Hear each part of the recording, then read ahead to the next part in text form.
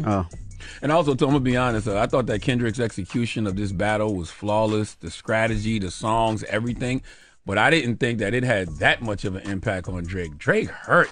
Oh my God! And this is all. This is also hurt. in the mix of reports that Drake unfollowed. Unfollowed LeBron, DeMar DeRozan. You know, those are two people who were at the Not Like Us Juneteenth. No, man. DeRozan was on the stage. So, and I don't know his reasonings for unfollowing, but you know, that is a thing. You can't go on an unfollow spree and go on the stage and cry about, you know, not having no real friends or whatever that was about, and then going to Beyonce, Me, Myself, and I. It's like, man, Envy, you would have did that. Well, he did the unfollow weeks before. So let me but put that out there. It's the fact that you know that people gonna throw all that into a pot and mix it up. I wouldn't even want to set myself up like that. There's nothing wrong with that man expressing his feelings. Aren't you having a panel about men crying? To just his feelings. Aren't you having a panel about men crying or men releasing or something like that? You can't show that after getting your ass kicked in a rap battle like that. Like Kendrick Lamar got his foot. When I tell you Kendrick Lamar put his foot all the way up Drake's ass, I mean, he put his foot all the way up Drake's ass and he is wiggling his toes. You hear me? When does it stop?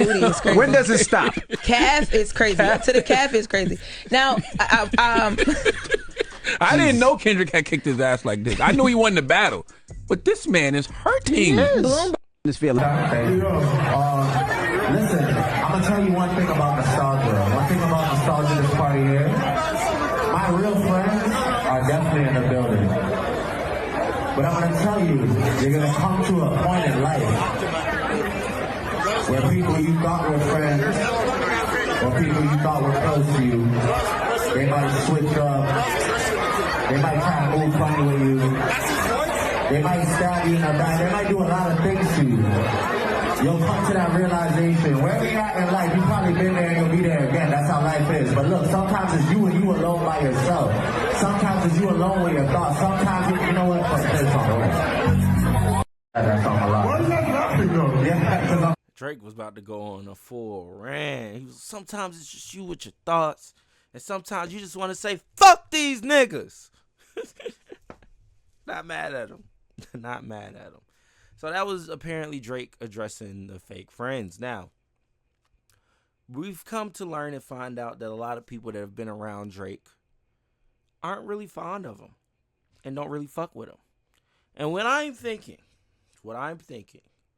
was Lil Yachty was at Bad Blood. Let me see if I can find Lil Yachty at Bad Blood on Twitter. Let's see, search it. Lil Yachty was here at Bad Blood with Quavo. There he goes, right there. And Peter Rosenberg. Right?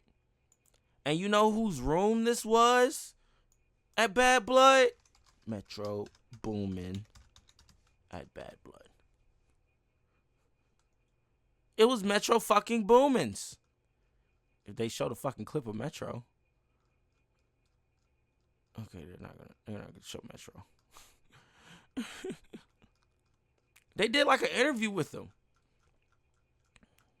Where is it? Anyways. But yeah, look who's there. Metro was there for sure. This chick looked like a plethora of women to me. Like, I was like, is that her or is that her? Nah, it ain't either one of the girls. I think that's just some random woman that he's dating or married to. Shout out to Metro and his lady. But yeah, Metro was there, but that was his room. Like, Metro was like guest host with Jade Cargill and Bianca Belair and Naomi. So they had like a private room, you know, upper room type vibe. And it was Metro's room. So Metro and Lil Yachty were cool in it. And I think Drake just caught wind of that. And he just wanted to let it be known, like, look, I see all the fakeness. All the fakeness going on. I don't follow all of you niggas because y'all are fake. This nigga, Metro Boomin and Future, literally went and visited all the niggas that didn't like me and said, hey, we're making an album dissing Drake. And want to hop on? And all these niggas hopped on.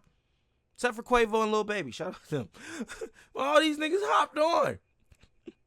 Hopped on the album dissing Drake with Future and the fire-ass Metro Boomin beats. It was nasty work. He did it twice. The work was so nasty, they did it twice. one time where Kendrick Lamar was the feature artist on one of the songs on the first album, and then the next album, The Weeknd was the feature artist on a few of the songs. So clearly, this was a strategized plan to get this nigga Drake the fuck up out of here. We all know that at this point. We all know that. Now, why this nigga Drake chooses to still stay buddy-buddy with people, I'll never know. I'll never know. Because if I'm him, I wouldn't trust anybody. Nobody. Not one single soul or person. Get away from him. If it's not Baca or Chubbs, I mean, Baca does have a weird case. And niggas are still wondering why he's around. But if you're going to keep around, look, he loyal, so keep him around. Chubbs, the OVO boys. Where's that picture of Drake and the OVO boys?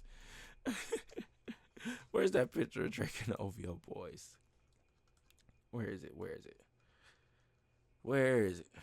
Hold on, where is it? Sorry, excuse me. The OVO, keep these niggas around if you can trust them. I wouldn't trust 99% of the room as far as, except for Chubbs. Look at Chubbs behind him with a white sweater on, trying to be inconspicuous. Nigga, we see you. But then Drake doing the duck face, that is kind of weird. And stop painting your fucking nails, Drake. Why hasn't any of the niggas around him told him to stop painting his nails? Like, that's just, I get it, he's the breadwinner, he has the money, but it's just like, come on now, bro. You're fucking with your perception. Why do you want to fuck with your perception?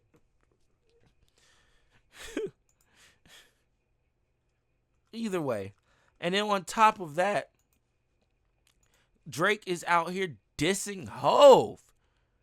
He posted a picture of Solange after the infamous argument with Jay-Z in the elevator with Beyonce. What is this? Why is he sending subliminals like this? Look, now, if I sneak this, I'm not going to sneak this. Because if I catch flights, it's going to be direct. Period. But this nigga Drake, that's what he loves to do. Look, he said, I get it from Hove. So maybe he's just hitting Hove with his own medicine. And it's on Hove to figure out what this means. Does Drake have a diss track coming for Jay-Z? Will we get Jay-Z versus Drake? Now, that would be a big rap. Like it's like, think to yourself, Kendrick Lamar versus Drake was the hugest rap battle of all time. Jay-Z versus Drake will be just as big, in my opinion. Now, Jay-Z's washing them through the floor, but Drake will put up a fight. He'll drop a Family Matters, and it'll be fun. It'll be fun to hear. Either way, Drake just needs to stop antagonizing people. I feel like he should stop antagonizing, especially rappers that he knows is gonna out-rap him. And I get it. We all got big heads, especially when it comes to rap. Anybody that puts a pen to pad thinks they're the greatest to ever, no matter what they're saying. They could be saying the worst shit ever. They still think they're the greatest to ever do it. So rappers are going to have egos regardless, but at some point, your ego has to get checked. Like, at some point, somebody has to tell you, hey, man, look, you're good. You're just not as good as them. And that's okay. Just keep being as good as you are, and then you'll get somewhere. I mean, where you've gotten. Numbers-wise, one of the greatest artists ever. So, I just think Drake should just leave the proving and wanting to prove that he's the best. And that's what I'm saying. Niggas swore for God that he's not bothered. Oh, I get around him. He's so happy. He doesn't even care anymore. But the whole time, he's still dissing, throwing subs, and all the hoopla. Like, oh, this nigga's bothered. Look, anybody would be if fucking Kendrick Lamar dissed you. I'd be bothered.